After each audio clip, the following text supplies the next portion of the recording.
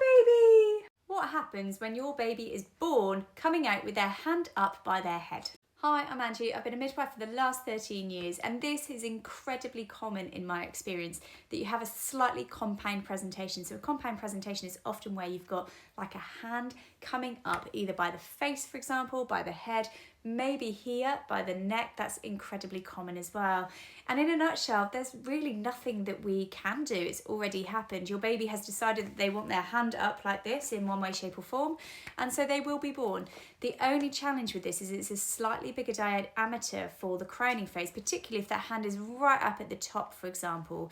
Less of an issue if that hand is more sort of on the face after the widest diameter of the head is already birthed, for example, or if that hand is by the neck, for example. It's not a big diameter by that stage. It's more of an issue if that hand is literally on the top of that baby's head because it's a wider diameter for that crowning stage.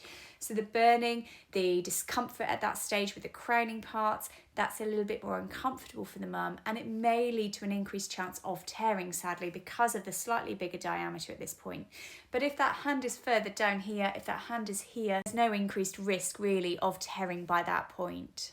And what I've found in my experience as a midwife is normally if that arm is already up, usually the whole body is born in almost one hit. There's very little restitution because half of that shoulder has already kind of come out. After that head's crowned, that baby's already Supermaning their way out of the pelvis. So sometimes they are born like Superman and waving on their way out. Now, very rarely during an internal examination where you're doing a vaginal examination as a midwife, you end up feeling and tickling a hand, and it's the most fascinating thing to tickle someone's hand.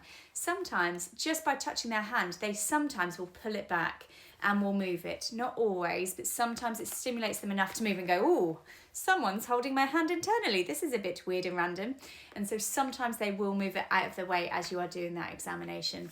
But more often than not, the babies who have been born with a hand compound presentation, they've been completely spontaneous with no pre-warning and no indication that they were going to come out with their hand up here. So